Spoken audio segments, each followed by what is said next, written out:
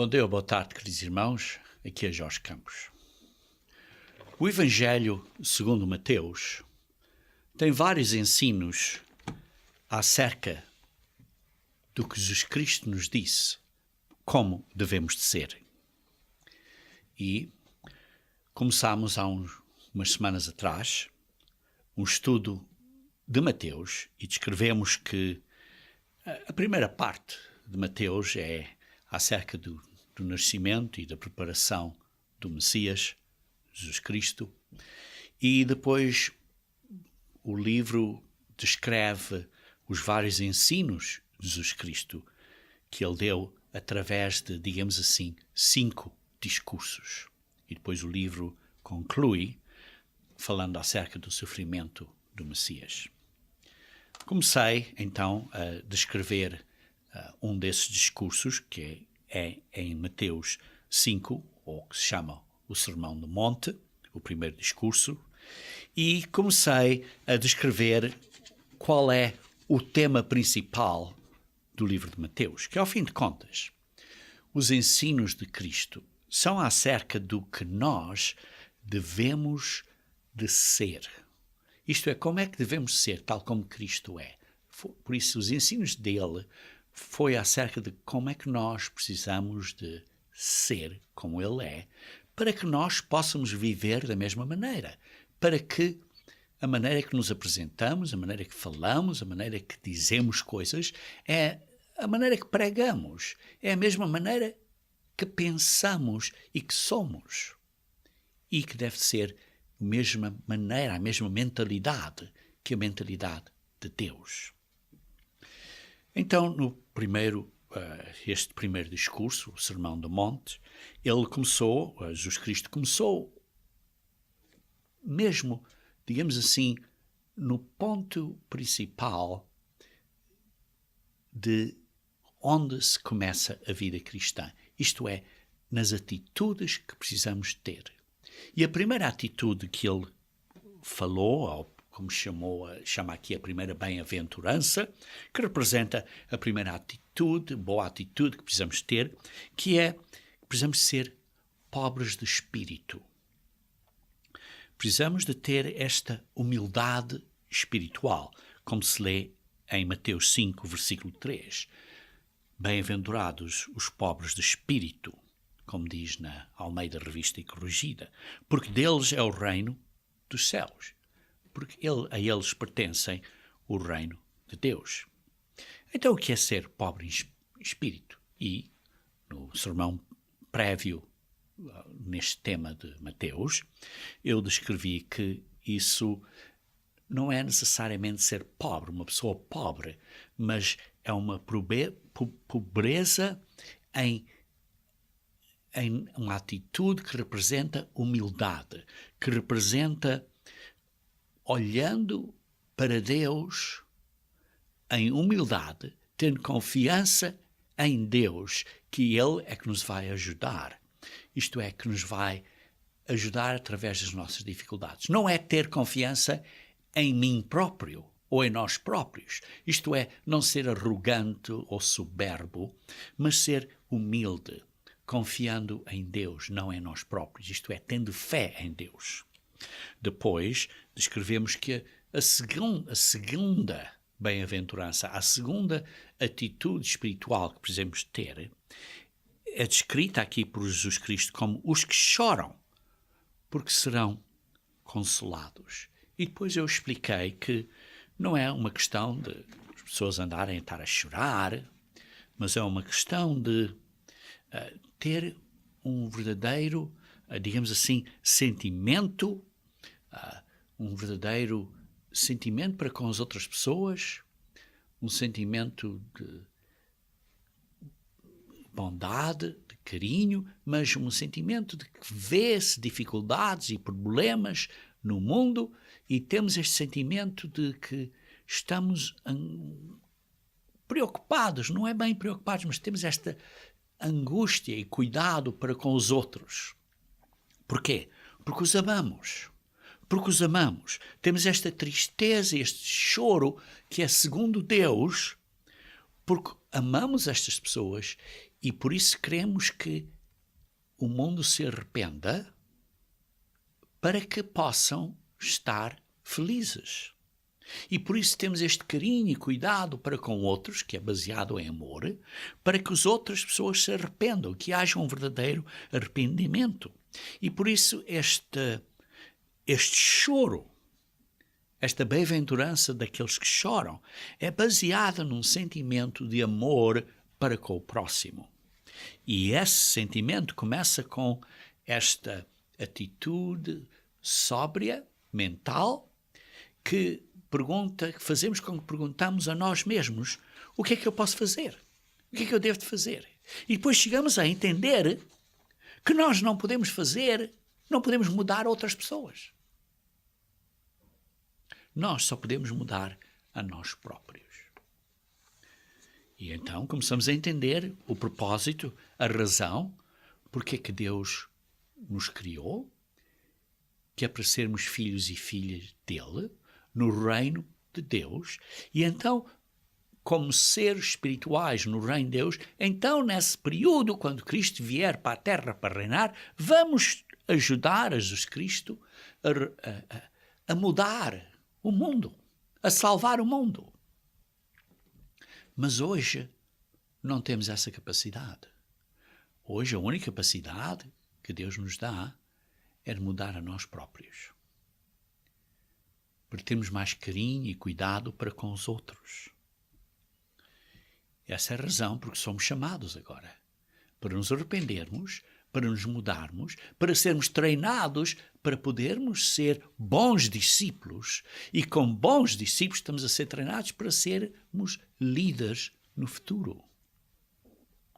E por isso, quando nós choramos, este choro espiritual, é porque entendemos que há uma grande visão do plano de Deus, que precisamos de proclamar o Evangelho do Reino de Deus como uma testemunha ao mundo.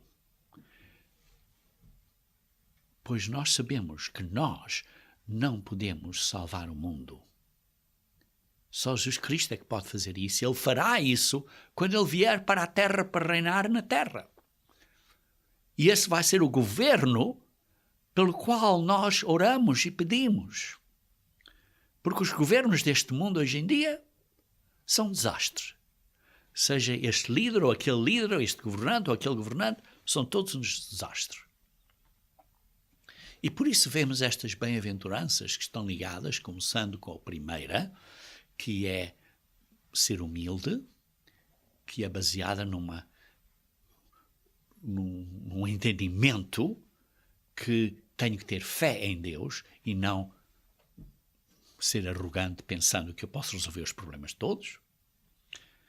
E depois isso é desenvolvido, é como se fosse uma segunda etapa, uma construção em cima disso, que precisamos de chorar pelos outros, porque vemos que há uma necessidade de uma mudança mundial, a qual só é possível com a vinda de Cristo.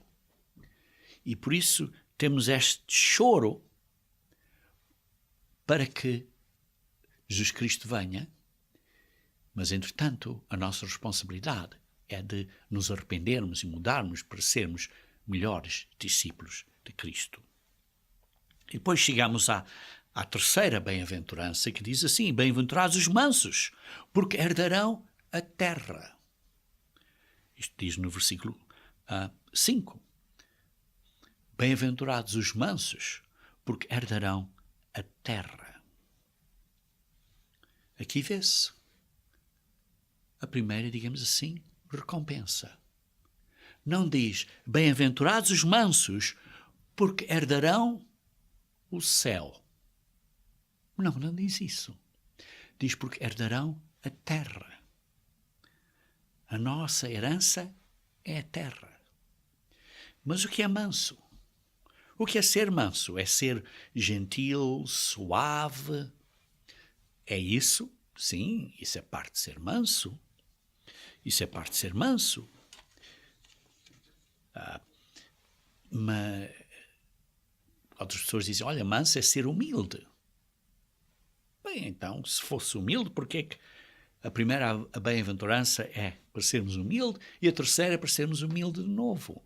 Está claro, precisamos ser humildes, precisamos ter esta atitude de chorar por os outros, mas é um nível mais alto, um passo a seguir. E por isso, então, o que é esta bem-aventurança? Vejam, por exemplo, em Números, capítulo 12, versículo 3. Números, capítulo 12, versículo 3. Diz assim: Ora, o varão Moisés, muito manso, mais do que todos os homens que havia sobre a terra. Moisés era muito manso. Mas Moisés não era fraco, não era uma pessoa assim tão gentil que não fazia o que era necessário fazer. Por exemplo, sabemos que ele fez com que 2 milhões de pessoas, pelo menos 2 milhões de pessoas, bebessem aquele líquido que ele fez do ídolo que tinham feito, como lê em Êxodo 32, e ele fez com que eles bebessem esse líquido, que tiraram o ídolo e desfazeram isso em pedaços e fizeram, digamos assim, um líquido, e ele fez com que essas pessoas bebessem disso. Por isso não foi uma pessoa fraca, uma pessoa assim tão suave e gentil que não tinha a coragem de fazer isso. Vejam, por exemplo, em Mateus capítulo 11, versículo 29. Mateus capítulo 11, versículo 29.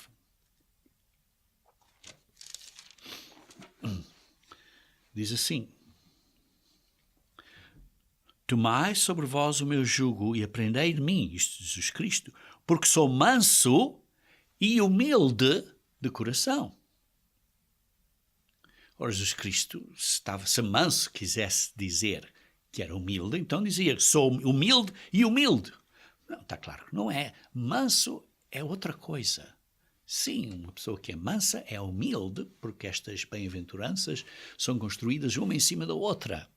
São um desenvolvimento lógico. Mas, então, o que é ser manso? Sim, uma pessoa que é meiga. Sim, Jesus Cristo era uma pessoa carinhosa, era uma pessoa meigosa, dócil. Mas é mais que isso. Então vejamos em Sofonias, capítulo 2, versículo 3. Sofonias é um dos últimos livros ao fim do Antigo Testamento. Sofonias, Ageu, Zacarias e Malaquias, é o quarto livro antes do fim do Antigo Testamento. Sofonias, capítulo 2, versículo 3, diz assim: Buscai o Senhor, vós todos os mansos da terra. Por isso aqui vê-se está a dar um pensamento de mansos da terra. E depois está a dizer que cumpris o seu juízo. Mansos que cumprem o juízo. Depois diz, buscai a justiça, isto é o juízo. Buscai a mansidão. Por isso vê-se aqui 2 pensamentos de ser manso, aqueles que cumprem o juízo, aqueles que buscam o juízo e que buscam a mansidão. Vê-se estes paralelos entre ser manso e buscar o juízo. Por isso, vê-se aqui que uma pessoa que é mansa tem um certo desejo de buscar o juízo. Vejamos um bocadinho mais acerca deste assunto em Sofonias capítulo 3, versículo 2.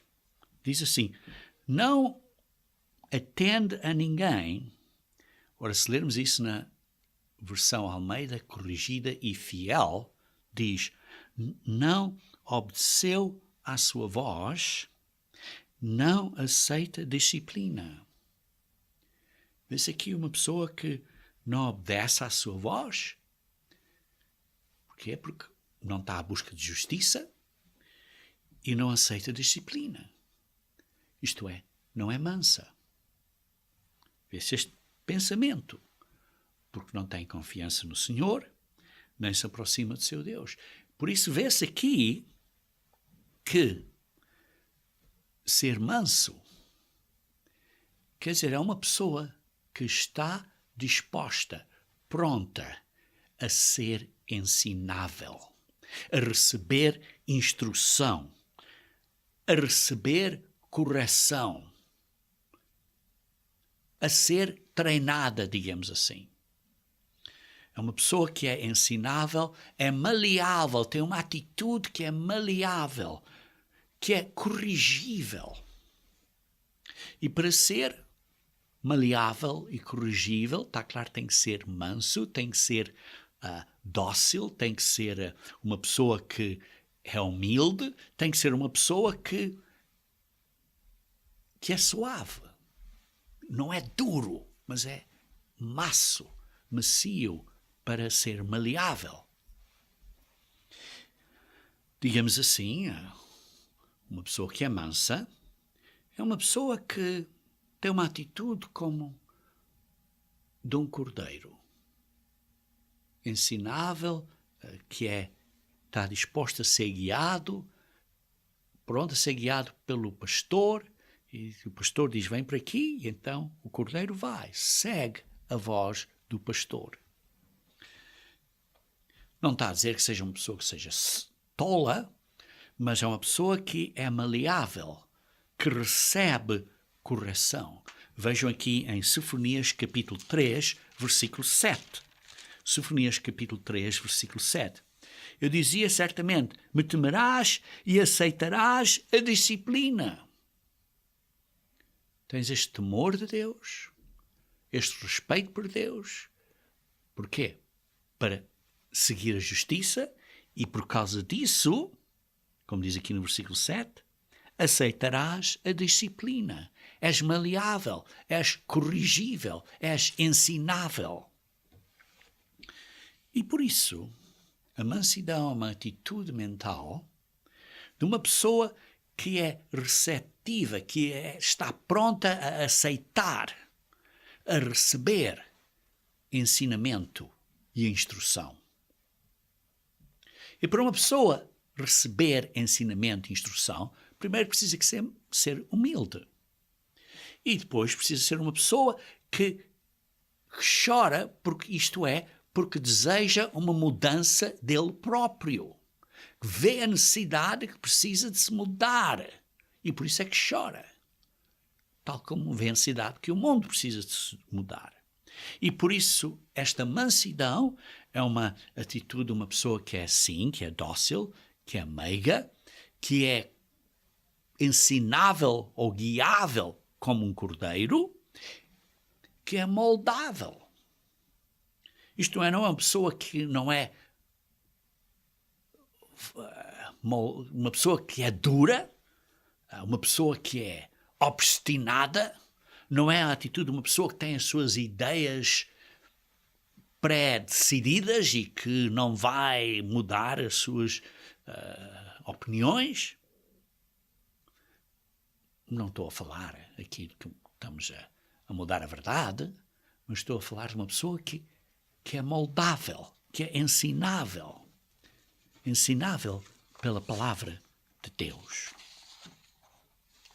E isso é baseado num próprio e correto respeito e temor de Deus. Uma pessoa que, então, é capaz de discernir o que é certo do que é errado. Uma pessoa que tem uma atitude, como o profeta Jeremias descreve, em Jeremias capítulo 10, 24, que diz assim, Jeremias capítulo 10, versículo 24. Esta atitude dessa pessoa que é mansa, dá uma atitude que diz, no versículo 24, castiga-me, ó Senhor. Isto é, corrige-me, Senhor. Mas em justa medida, quer dizer, em misericórdia. Corrige-me gentilmente, com cuidado, Senhor, porque eu quero aprender. Eu quero saber o caminho correto. Senhor, ensina-me. Não na tua ira, para que não me reduzas a nada, mas reconheço que preciso de ser corrigido. E por isso peço-te, Senhor, na tua misericórdia, que me ajudes a ser diferente. Porque eu preciso de mudar. Eu preciso de mudar, porque eu choro o que eu sou e sou humilde e por isso peço, ajuda-me a mudar. Isto é, sou manso. Como é que isso é possível? Porque eu tenho um bom, saudável respeito de Deus, ou para com Deus. Tenho temor de Deus. Pois, ao fim de contas, o temor de Deus é o início da sabedoria. Vejam, por exemplo, no versículo anterior, no versículo 23 de Jeremias 10. Eu sei, ó Senhor, que não cabe ao homem determinar o seu caminho. Eu sei, Senhor, eu reconheço que nós, como seres humanos, só fazemos asneira após asneira após asneira. Precisamos que tu, Senhor, nos dirijas os nossos passos, as nossas palavras, a nossa maneira de ser, para sermos melhores discípulos de Cristo. É a mesma atitude que o rei David explicou ou declarou que ele queria ser, tinha este mesmo espírito de mansidão. Veja como ele descreveu isso em Salmos 25. Salmos 25. Vamos começar a ler do versículo 4. Salmos 25, começando a ler do versículo 4. Faz-me, ó Senhor, conhecer os teus caminhos. Ensina-me as tuas veredas. Guia-me na tua verdade e ensina-me, pois tu és o Deus da minha salvação, em quem eu espero todo o dia. Davi estava a dizer, Deus, por favor, ensina-me. Eu quero ser maleável, quero ser ensinável, quero ser corrigido por ti, ó Deus. Eu não tenho estas ideias pré-concebidas de que isto deve ser assim, cozido, frito, grelhado. Não, Deus ensina-me. Eu sou maleável. Eu sou ensinável. Veja, por exemplo, um bocadinho mais adiante, no versículo 9. Guia os mansos, como diz na Almeida Revista e Corrigida, pois, ao fim de contas, é a mesma palavra em hebraico que no resto do versículo aqui. Guia os mansos na justiça e ensina aos mansos o seu caminho. Mesma palavra no hebraico. Guia os mansos na justiça e ensina aos mansos o seu caminho. Guia aqueles que são maleáveis, são ensináveis. E ensina a eles, estes que são maleáveis, que querem receber o seu ensinamento, ensina a eles o seu caminho. Veja também no versículo 12. Ao homem que teme ao Senhor, ao homem que teme ao Senhor, Ele o instruirá no caminho que deve escolher. Por isso, esta atitude é baseada num saudável respeito e temor de Deus. E por isso diz, no versículo 13, na prosperidade repousará a sua alma e a sua descendência herdará a terra. Tal como lemos em Mateus 5, versículo 5. Os mansos herdarão a terra. É o que diz aqui. Por isso vê-se que tudo está muito direitinho. Por que é que os mansos vão herdar a terra? Por quê? Porque aqueles que têm temor de Deus, aqueles que respeitam a Deus, respeitam o que Ele diz, estão prontos a serem ensináveis. Estão prontos a seguir as instruções de Deus. E por isso, eles são os únicos que Deus pode dar com completa confiança o poder e a glória e a vida eterna para governar a terra. Esses são os que Deus pode ter confiança neles. Porquê? Porque são fiéis. São fiéis. E se são fiéis em pouco, serão fiéis em muito. Veja como isto é descrito no livro dos Provérbios. Por isso vamos ver alguns provérbios aqui acerca deste assunto. Começando em Provérbios capítulo 4.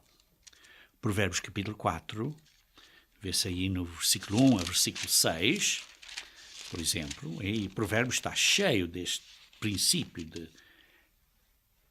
de ser humilde, chorar, chorando, tendo respeito por Deus, ser ensinável, e esta atitude é baseada num temor de Deus, e este temor de Deus é o início da sabedoria.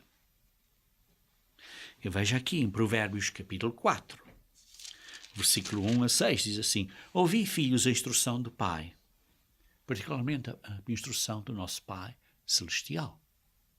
E estai atentos para conheceres o entendimento, porque vos dou boa doutrina. Não deixeis o meu ensino. Isto é, sejam ensináveis, porque esta doutrina do Pai Celestial é boa. É a doutrina que recebemos do Pai Celestial através do seu Filho, Jesus Cristo.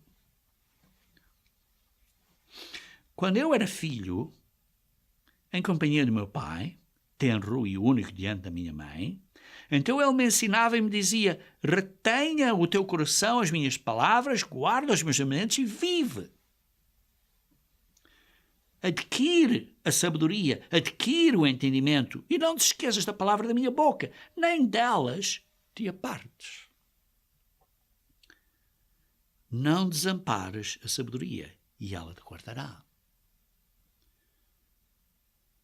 Este temor de Deus, este respeito de Deus, faz com que nós queiramos aprender o seu caminho. Isto é, porque nós somos mansos, temos uma atitude mansa, maleável, ensinável, então essa atitude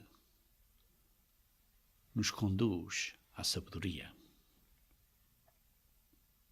Vejam, por exemplo, no versículo 13. Retém a instrução e não a largues. Guarda, porque ela é a tua vida. A tua vida eterna. Veja, por exemplo, no versículo 20 a 23. Filho meu, atenta para as minhas palavras, aos meus ensinamentos, inclina os ouvidos, não os deixe apartar-se dos teus olhos, guarda-os no mais íntimo do teu coração, porque são vida para quem os acha e saúde para o seu corpo. Guarda este conhecimento. Guarda isto no coração.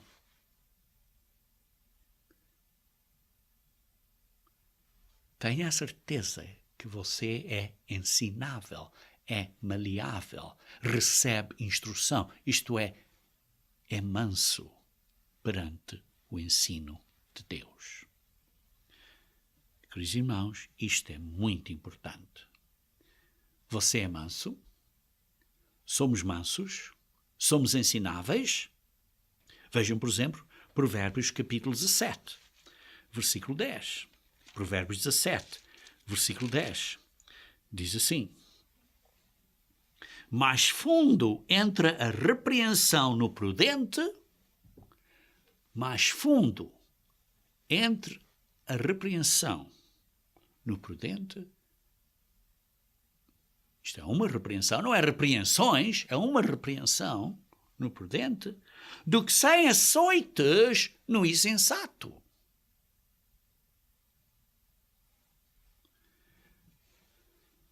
Quantas vezes é que você precisa de ser corrigido? Quantas vezes é que você precisa de ser repreendido?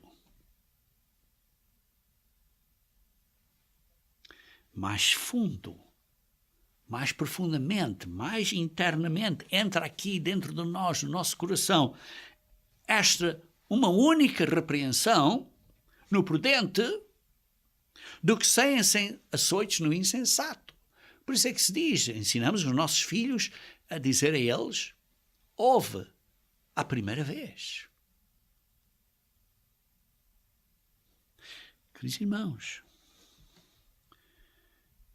quantos açoites é que você precisa para mudar, para se arrepender? Quantos açoites? 10? 30? 100?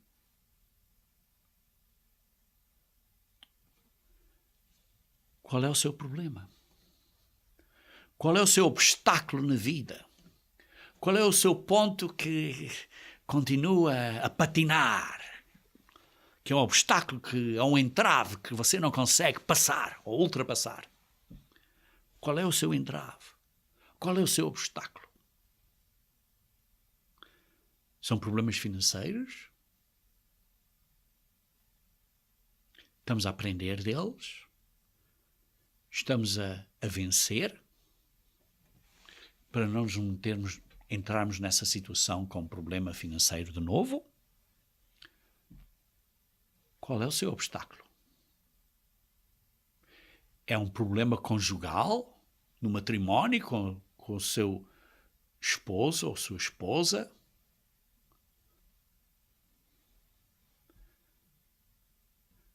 Será esse problema porque você não é manso? Qual é o problema que continua a repetir-se de novo e de novo e de novo e de novo e de novo?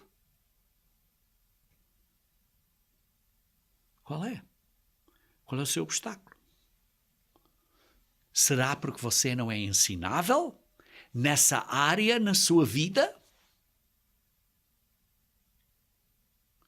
Por exemplo, você é uma pessoa que não faz amizades com outras pessoas. Precisamos de vencer essas dificuldades e começar a ser mais amigáveis com outras pessoas. Porque, ao fim de contas, se vamos ensinar a outras pessoas, se vamos cuidar de outras pessoas no reino de Deus, temos que ter carinho e cuidado e ouvir e ser amigáveis às outras pessoas, gentis e bondosos. Ao fim de contas, esses são princípios cristãos que devemos de pôr, que são baseados em amor para com o próximo. Somos ensináveis. Vocês sabem, por exemplo, em 2 Timóteo, capítulo 3, Paulo diz que precisamos, então, digamos assim, 4 etapas ou 4 passos num plano de ação. Primeiro diz que precisamos ser ensináveis na doutrina. Depois diz que precisamos de aceitar a repreensão. Não é as repreensões, a repreensão. Uma simples repreensão. Não faças isso. Falar uma vez. Uma simples instrução aos nossos criancinhas que diz não. E chega. Não é preciso dizer não e não e não. Imagine se estamos a dizer não, não atravesses a estrada porque vem um carro e dizemos a ele não, mas ele continua a correr mas não temos tempo de dizer não a segunda vez ou não a terceira vez, e depois a criança é aleijada. Precisamos de ensinar a dizer não uma vez, uma repreensão que entra mais fundo no coração do que 100 açoites. E depois, o terceiro passo, o plano de ação, como Paulo descreve em 2 Timóteo capítulo 3, é uma correção. Uma vez que foi repreendido, olha, não é assim, temos que dar este ajustamento. A dizer, olha, não é assim, mas é assado. Um ajustamento, uma correção. Não é uma coisa que estamos zangados e furiosos, não, mas é uma correção gentil, controlada. E o quarto passo é uma educação. Uma reeducação. Isto é demonstrar que a instrução no caminho correto é a maneira correta, mas fazer isso com muito amor. Importante demonstrar sempre amor e carinho para com os outros. É isto fácil?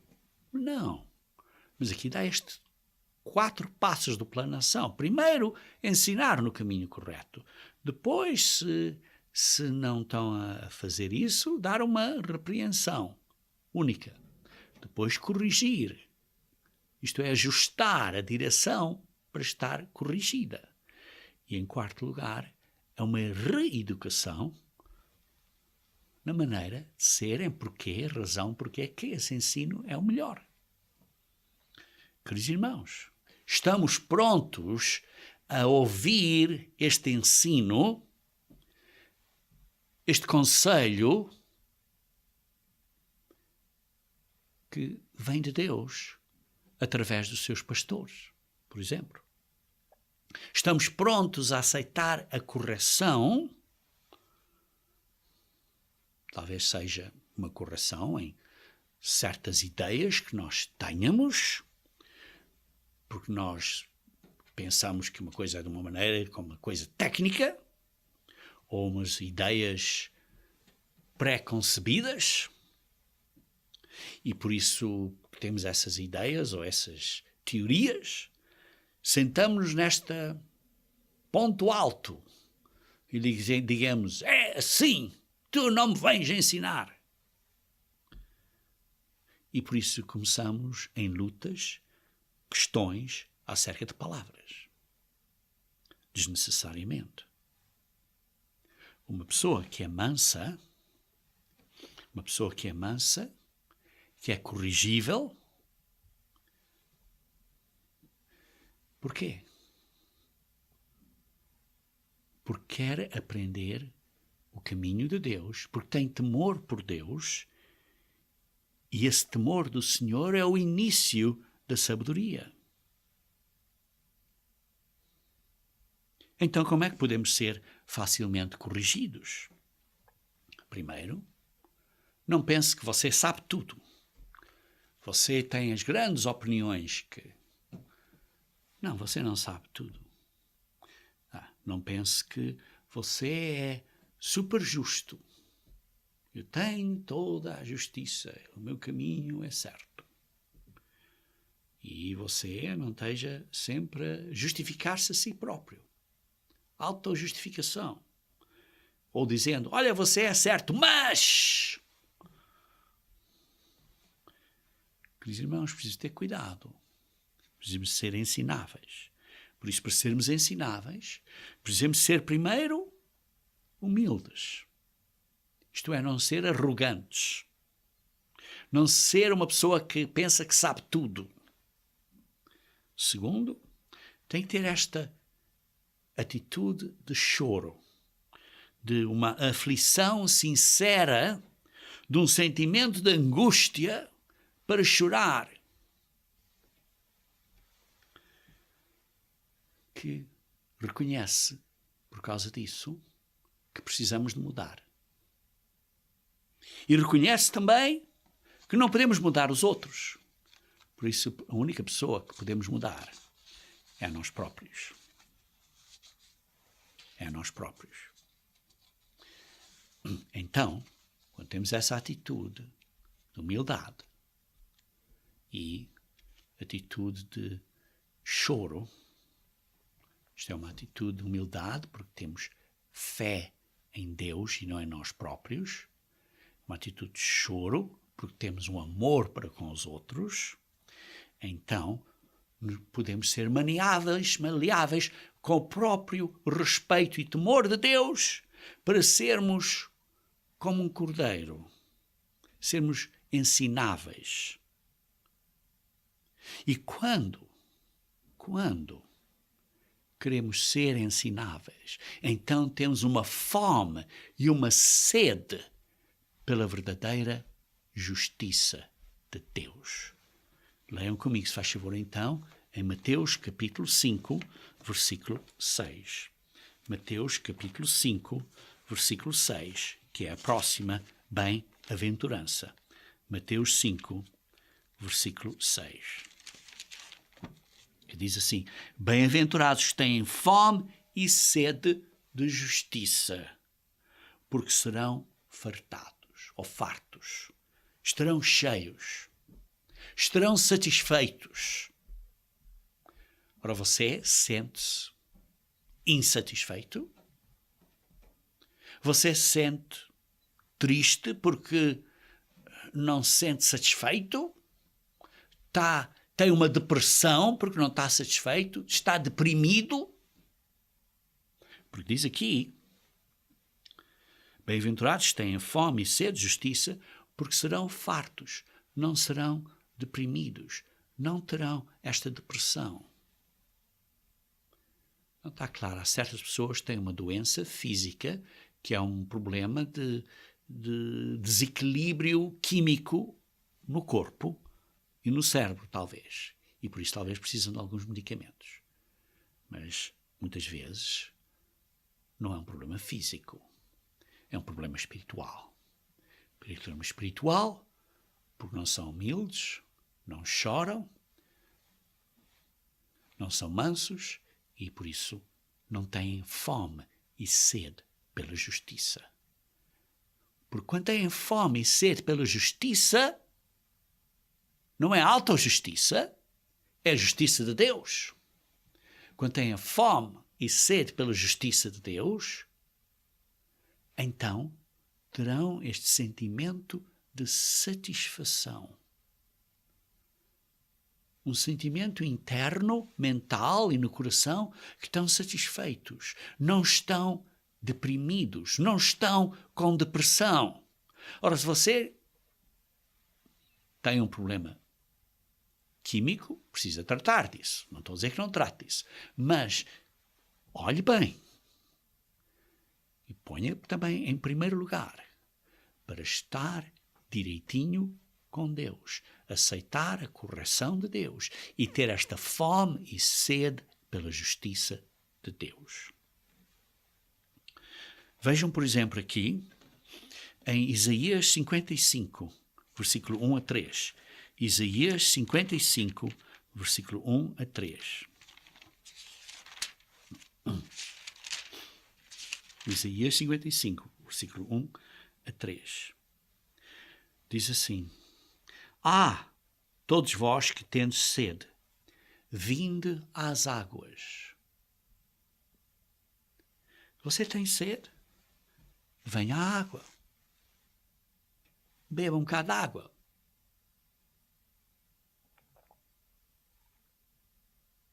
É isso que a Bíblia está a dizer? A água é simbólica da água viva, que é o Espírito Santo de Deus. E por isso, se você tem sede, venha receber a água viva, que é o Espírito Santo de Deus. E a quem é que Deus dá o Espírito dele? Àqueles que lhe obedecem. Atos 5:32, não é? E por isso precisamos ter sede e fome pela justiça de Deus. Isto obedecendo às leis de Deus e os princípios dele, a justiça dele, não é a nossa própria justiça. E então Ele nos vai dar a água viva. Diz assim, vinde às águas, e vós que não tens dinheiro, vinde, comprai e comei. Sim, vinde, comprai sem dinheiro e sem preço, vinho e leite. Para estarem fartos, para estarem contentes, para estarem alegres. Quer dizer, o Espírito Santo de Deus, você não pode comprar com dinheiro. Não pode comprar com dinheiro. Porque gastas o dinheiro naquilo que não é pão. Que não mata a verdadeira fome espiritual. Coisas físicas, um carro, ou um computador novo, ou seja lá que coisa nova você quer, ou coisa técnica, isso não vai fazer você uma pessoa satisfeita internamente. Ter mais dinheiro não vai fazer você satisfeito internamente. A satisfação interna vem de coisas espirituais que são baseadas no Espírito Santo de Deus. E o Espírito Santo de Deus é o que nós precisamos, pedir a Deus este pão diário, o pão do Espírito, o pão da vida, que é o Espírito de Deus, e precisamos ter este pão da vida. E a maneira de o ter é obedecendo a Deus. Ouvi-me atentamente, comei o que é bom, e vos deleitareis com finos manjares. Vos deleitareis, isto é, vocês vão se sentir cheios, vão se sentir contentes, felizes, em vez de serem deprimidos, com depressão. Inclinai os ouvidos e vinde a mim. Ouvi, e a vossa alma viverá, porque convosco farei uma aliança perpétua que consiste nas fiéis maravilhas prometidas a Davi. Veja no versículo 6. Buscai o Senhor enquanto se pode achar, invocai enquanto está perto, deixe o perverso o seu caminho, o iníquo os seus pensamentos, converta-se ao Senhor. Isto é, somos mansos, somos educáveis, e então temos esta fome pela água, fome pela verdadeira comida, sede pela verdadeira água. E diz assim, converta-se ao Senhor, que se compadecerá dele, e volte-se para o nosso Deus, porque é rico em perdoar. É rico em perdoar, porque os pensamentos de Deus, ou os meus pensamentos, não são os vossos pensamentos. Os pensamentos de Deus não são os nossos. Nem os vossos caminhos, os meus caminhos, diz o Senhor. Precisamos de buscar a Deus enquanto está perto, enquanto temos tempo. Como diz no versículo 6. O problema dos fariseus foi o quê? Porque buscavam a sua autojustiça em vez da justiça de Deus. Vejam em Romanos capítulo 10. Romanos capítulo 10.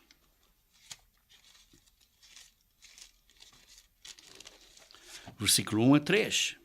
Irmãos, a boa vontade do meu coração e minha súplica a Deus a favor deles são para que sejam salvos. Foi o que Paulo disse. A minha vontade para estes judeus é que venham a ser salvos. Porque lhes dou testemunho que eles têm zelo por Deus, porém não com entendimento.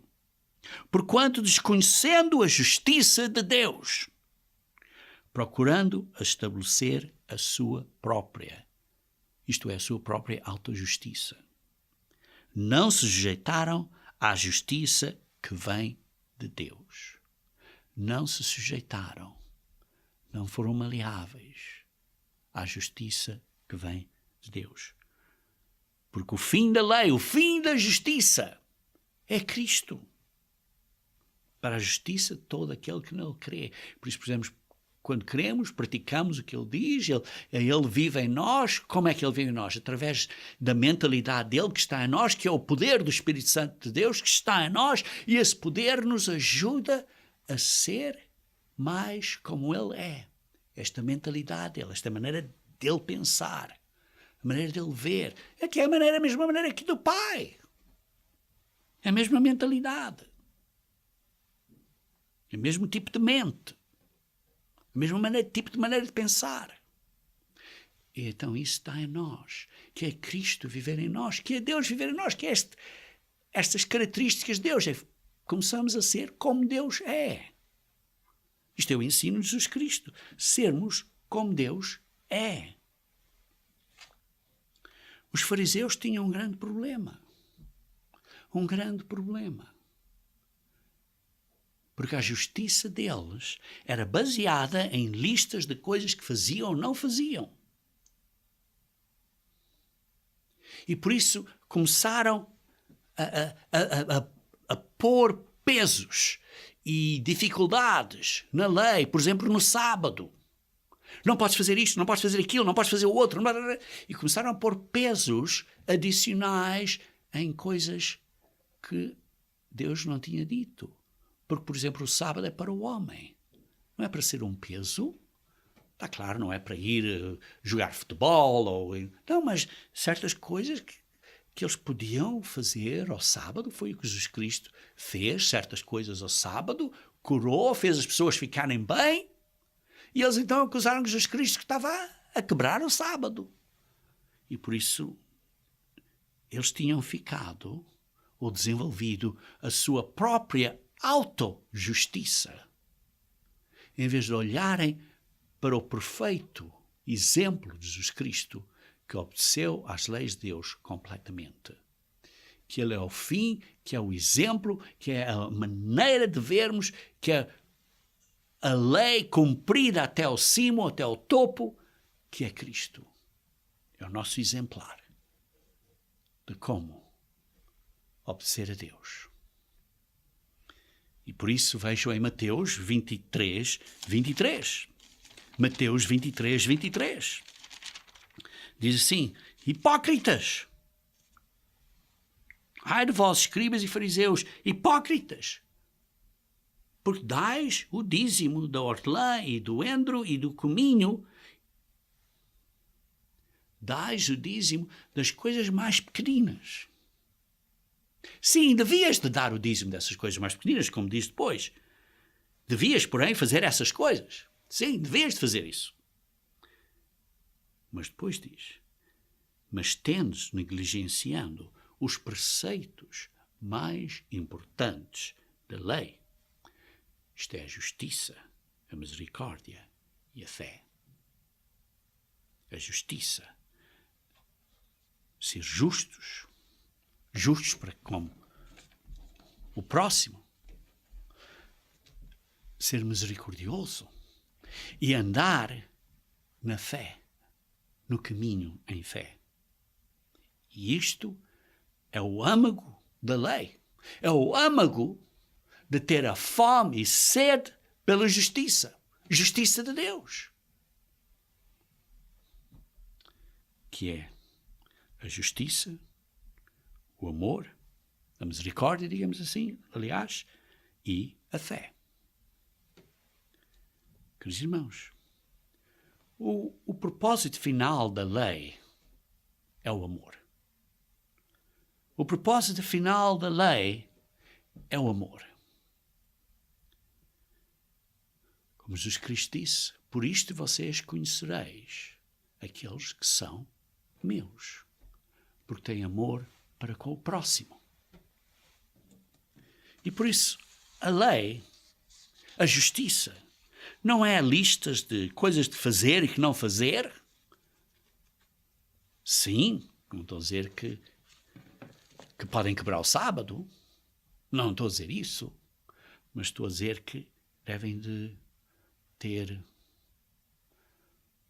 um cuidado e carinho para com os outros. Misericórdia, justiça, misericórdia e fé. E por isso,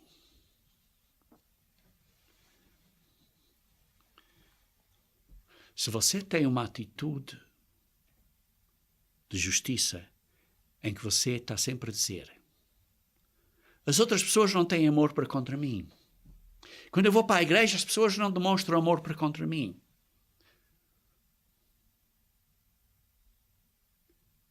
Isso é um problema. Porque você devia dizer: como é que eu posso demonstrar amor para com os outros? Está a ver a diferença?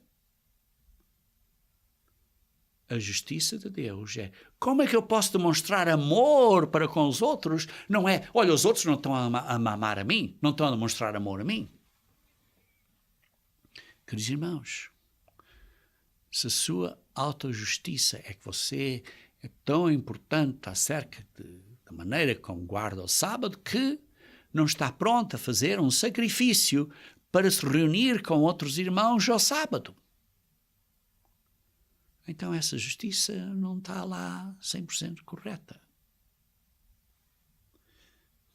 Se você está a negligenciar assuntos de justiça, misericórdia e fé, a sua autojustiça não está lá muito correta. Queridos irmãos, precisamos de buscar a comida da vida eterna, o pão da vida, que Jesus Cristo disse que é. Precisamos de pôr Cristo dentro de nós, para Ele viver em nós. E isto é um novo caminho, isto é uma nova maneira de viver. Vejam, por exemplo, o que Paulo disse aqui em Gálatas, capítulo 2, versículo 20. Gálatas, capítulo 2, versículo 20. Gálatas, capítulo 2, versículo 20. Logo, já não sou eu quem vive, mas Cristo vive em mim. Isso é uma maneira diferente que os judeus não entendiam. Como é que o Filho do Homem pode viver em nós? É porque a maneira de pensar dele, a mentalidade de Cristo, a mente de Cristo, claro, não é o cérebro dele, mas a mentalidade, a maneira de pensar dele, é parte de nós. Queremos estar a pensar como ele pensa. Isto é, temos o Espírito de Deus, que é, digamos assim, o DNA de Deus, que é o poder de Deus, que é a maneira de pensar de Deus, esta força que nos dá a pensar como Deus pensa, como o Filho do Homem pensa, porque o Filho do Homem e o Pai pensam da mesma maneira, têm a mesma mentalidade, têm o mesmo Espírito, e por isso precisamos ter esse mesmo Espírito. E por isso Cristo vive em nós. Vive pela fé do Filho de Deus que me amou e assim mesmo se entregou por mim. Isto é que nós precisamos. É o poder de Cristo em nós. Através do Espírito Santo de Deus, que é o poder de Deus. E por isso Paulo tinha este contacto, este poder, para o ajudar a vencer as fraquezas da carne. E é o que nós precisamos ter. Esse é um novo caminho. É um novo caminho. Vejam, por exemplo, em Hebreus capítulo 10. Hebreus capítulo 10.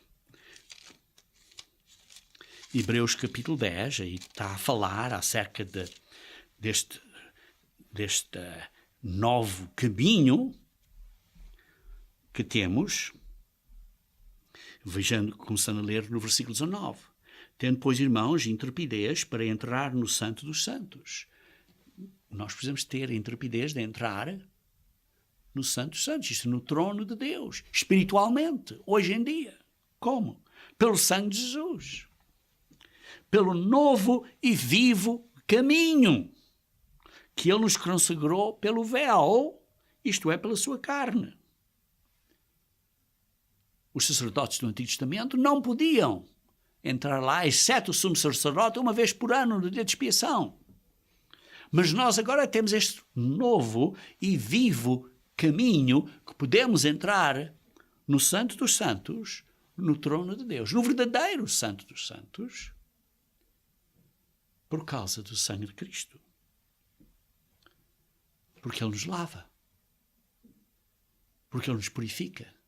Porque Ele nos reconcilia com o Pai.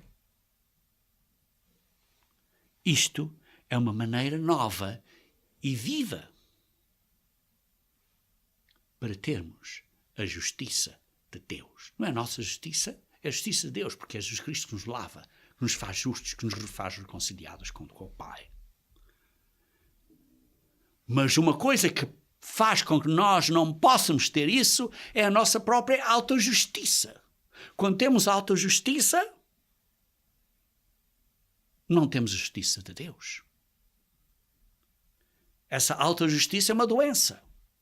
É um câncer espiritual que faz com que nós não tenhamos uma saudável justiça segundo Deus. E por isso, precisamos ter cuidado destes 3 sintomas desta doença, deste câncer, que é este orgulho na nossa obediência,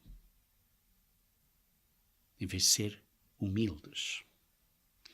Ter esta autopiedade, chorar por mim próprio, em vez de estar a chorar pelos pecados do mundo, e porque precisamos que Deus nos ajude a mudar, precisamos ser maleáveis e precisamos ser ensináveis. Precisamos ser mansos.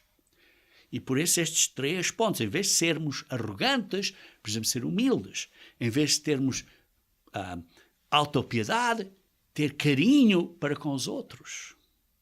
Em vez de pensarmos que sabemos tudo e temos o caminho certo, sermos ensináveis por Deus, sermos mansos. E depois, precisamos ter esta fome e sede pela justiça de Deus e não pela nossa autojustiça. Submetendo-nos, então, sempre à justiça de Deus. Queridos irmãos, precisamos de nos submeter à justiça de Deus. Começando pela bem-aventurança, que precisamos ser humildes. Porque não temos confiança em nós próprios, temos fé em Deus. Continuando, porque choramos pelos outros, porque temos amor para com os outros. E somos mansos, porque temos um respeito saudável, um temor saudável de Deus. E depois buscamos, temos fome e sede pela justiça de Deus, que só é possível pelo Espírito Santo de Deus. E esse Espírito Santo, que Deus só dá àqueles que obedecem a Ele. Esse Espírito Santo nos faz fartos, nos faz contentes, satisfeitos, em vez de estarmos deprimidos e com depressão. Queridos irmãos, por favor, orem. Por favor, orem. E peçam a Deus que vocês possam buscar a justiça de Deus, que é a chave para estarmos felizes e satisfeitos, em vez de deprimidos e com depressão.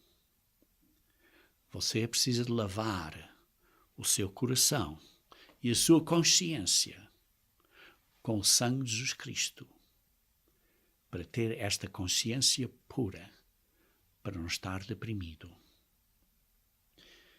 E por isso, queridos irmãos, quando nós começamos a andar nestas bem-aventuranças que descrevi até agora, estamos a tornar-nos mais como Jesus Cristo é. Começamos a pensar e a viver como Jesus Cristo é. E então, quando ensinamos para sermos como Jesus Cristo é, não somos hipócritas. Porquê? Porque estamos a aprender primeiro a ser discípulos de Jesus Cristo. No próximo estudo bíblico, queridos irmãos, vamos continuar com estas bem-aventuranças daqui a um mês, para que possamos atender mais acerca do que Jesus Cristo nos ensinou, para termos ou sermos ou virmos a ser verdadeiros filhos e filhas de Deus no reino.